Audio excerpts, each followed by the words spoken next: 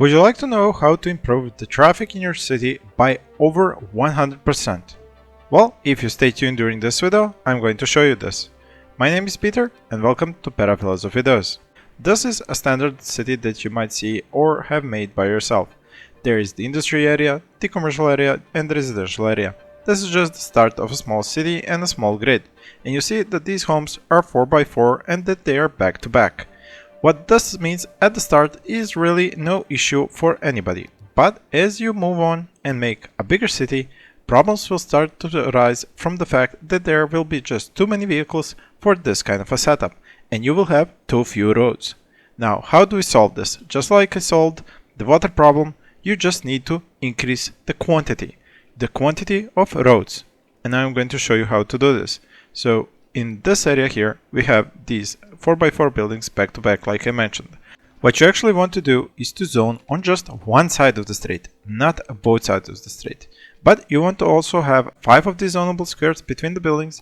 I will show you why in a moment. If I take a look on these one-way streets, I can see that they turn over to the left.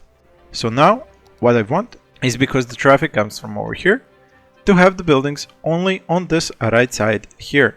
Which means that I'm going to zone a 4x4 building here, the vehicle is going to come in here and go into the building. And that is what will happen to every other building that I place here after it. So no matter which building I place, I'm going to have the traffic going on the right side entering the building. If the traffic by any case wants to come in on from this side, it has to use the right lane and then turn over into this lane and go in. You can see this happening if we take a look over here. I just want to show you this so you can understand what I mean when I say that vehicles using both sides of the street will turn into both sides of the street. Now you see this one, it was on the right lane, it turned into a building on the right lane. But this one was on the left lane and it turned into the building on the right lane. So vehicles will do this and they will block traffic because of it.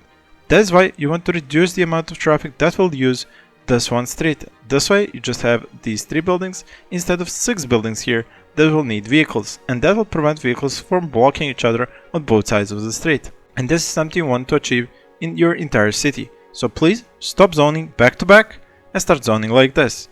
Now when I mentioned having this extra one area here, this is where in the previous way of zoning you could use, for example, a path to join the street and the street with a path.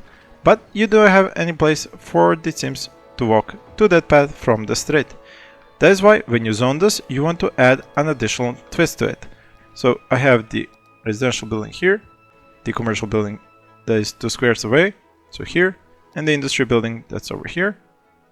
Now I can choose to use the paths going from here to the back of it, and then I can cross this with a street at the back of it. And now I have a way for the Sims to go anywhere from these buildings into these streets and take a walk anywhere. They can walk to their jobs easily without interfering with the traffic, without taking up vehicles. And if you have service buildings and other buildings that need Sims to go to them or come back from them, they'll just use these paths. Now, if you get into a trouble where you have the zoning from one road going into the other, and then you have this problem where I now have 2 zonable squares here and 3 over here, you can use, again, the paths to fix this. You just have to disable all the snap tools and then use a path like this. What this does is prevent any zones coming from this street to go over here. And now I have just the 4x4 zones from this street. This path has blocked all the zoning that's coming off from this street onto its right side because I want to have buildings zoned only on the left. What this area here represents is that you have 20% more area that you're no longer using for zones. And this means that you have more room for traffic to flow. You can even increase this to 3 or 4 and use those places for parks and other such items. You do not have to force the buildings to be apart too much, but I would say 2 to 3 of these squares would be enough to secure a city which will have no traffic issues. Those were my 2 little bits of advice for you when zoning. I'm also soon going to do an additional video explaining how you can use zoning to prevent future traffic problems, and there will be a lot more tips in that video. So please stay tuned to my channel and subscribe if you have liked what you've seen so far.